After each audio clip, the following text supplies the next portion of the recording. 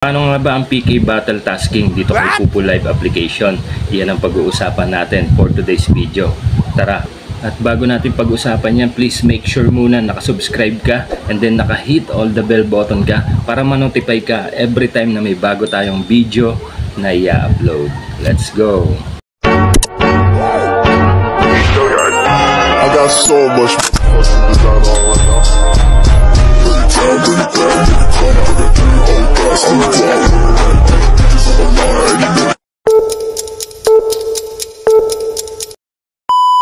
Hello mga kapatid, welcome back to my YouTube channel.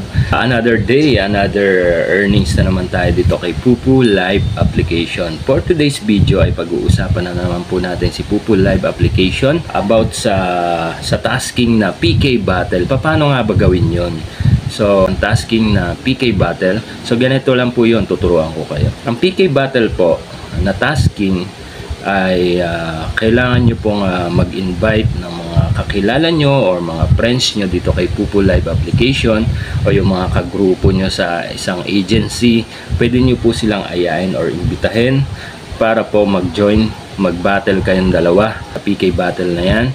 And then, kailangan po kasi dyan, dito kay PK battle, kailangan po meron kayong mga gifters at mga viewers na susuporta sa inyong pagbabattle nyo, sa pag-PK battle nyo. Kailangan nyo po ng mga supporters kasi kailangan nyo pong pumindot ng mga ng mga icon, yung mga virtual gifts na flowers or egg para suportahan kayo mismo kung mananalo kayo.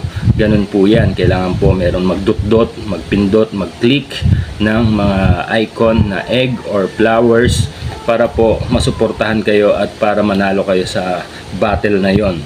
So, sabihin na natin na marami kang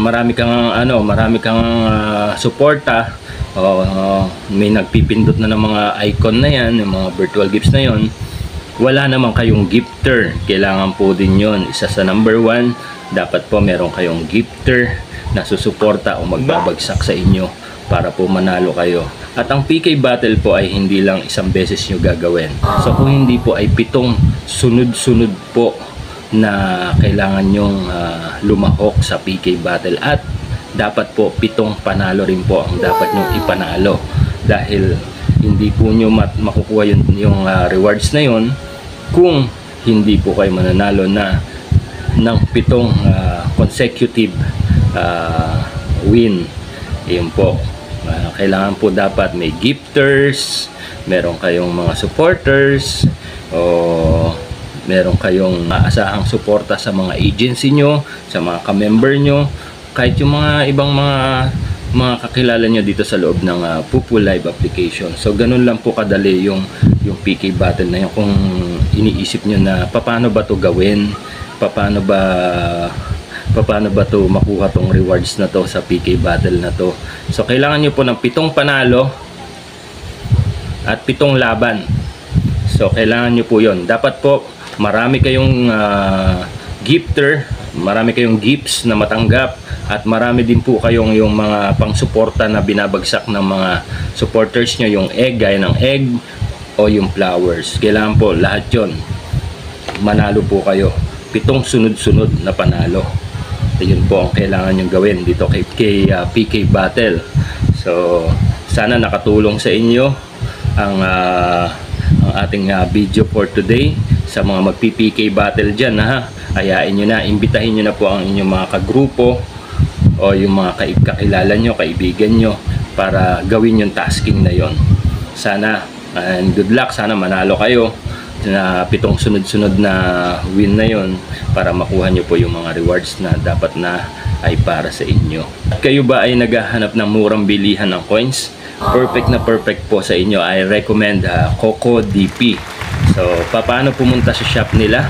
So, i-click nyo lang po yung mga link na naka-pin comment, and then madadirect na po kayo kay CocoDP. I-click nyo lang po ang may mga top sale po dyan at saka direct top up. I-click nyo lang po yung application na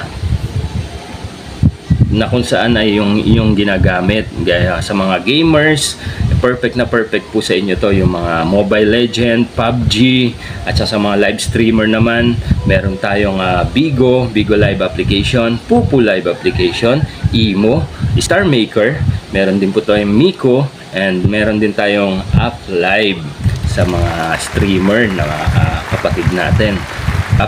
Pupu user kayo, i-click nyo lang po yung Pupu Live application, and then madirect na po kayo kagad dyan. Enter nyo lang po yung mga Pupu ID number nyo, at mag-select package na po kagad kayo kung anong mga gusto nyong package na bibilihin nyo. Select payment method, kung ano po yung babayad nyo, kung Kucoin, BPI, Paymaya, GCash, RCBC Online. Yan po yung mga pipiliin nyo kung ano select payment method yung gusto nyong ibayad.